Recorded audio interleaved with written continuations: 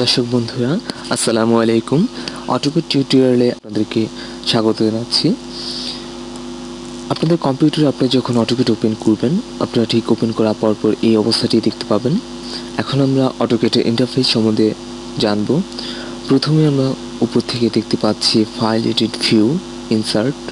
উপরে এগুলো যেসব টুলবারটি দেখতে পাচ্ছি এগুলো হচ্ছে অটোক্যাডের স্ট্যান্ডার্ড ম্যানিপুলেট টুলবার।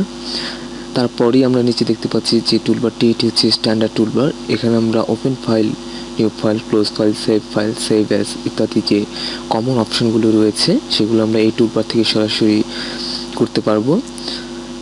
এছাড়া পাশে রয়েছে স্টাইল টুলবার। এই স্টাইল টুলবারের কাজটা হচ্ছে টেক্সট স্টাইল এবং ডাইমেনশনকে কন্ট্রোল করার। নিচে আমরা পাচ্ছি লেয়ার টুলবার।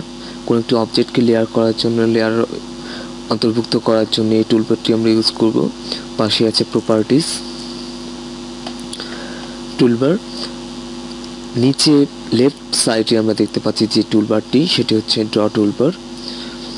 2D যেসব অবজেক্টগুলো আমরা ড্রয়িং করব সেগুলো এই টুলবার থেকে আমরা ইউজ করতে পারি, ড্রয়িং করতে পারি টুলবারের সাহায্যে, অথবা সেটা আমরা কমান্ডলি করতে পারি কিবোর্ড থেকে।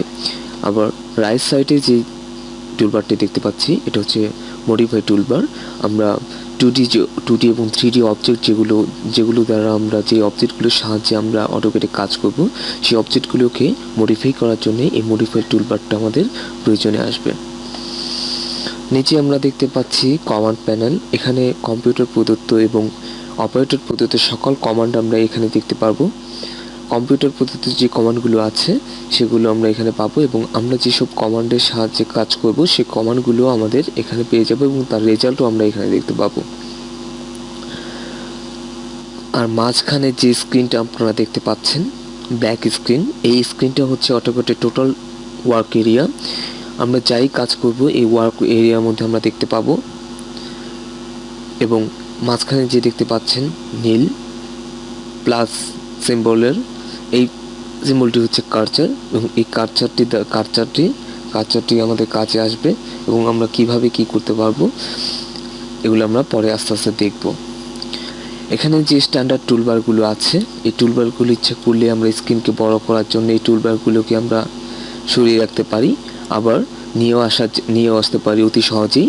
ঠিক স্ট্যান্ডার্ড টুলবারে যে এই জায়গাটা আছে কার্সারটি ঠিক উপরে রেখে রাইট বাটন ক্লিক করব এবং আপনারা দেখতে পাচ্ছেন অটোক্যাড আমরা ঢুকতেছি। অটোক্যাডের এগুলো হচ্ছে টোটাল টুলবারগুলো। অটোক্যাডে যে সমস্ত টুলবার আছে সমস্ত টুলবারগুলোই আমরা এখানে পেয়ে যাব।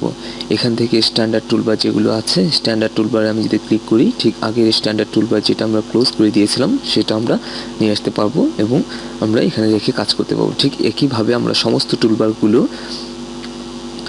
আমরা সরিয়ে রাখতে পারবো স্ক্রিনকে বড় ছোট করার জন্য। ঠিক একইভাবে আমরা মডিফাই টুলবার এবং ড্রয়িং টুলবারকে আমরা উঠিয়ে দিচ্ছি। দেখুন আপনারা স্ক্রিনটা একটু বড় হয়েছে।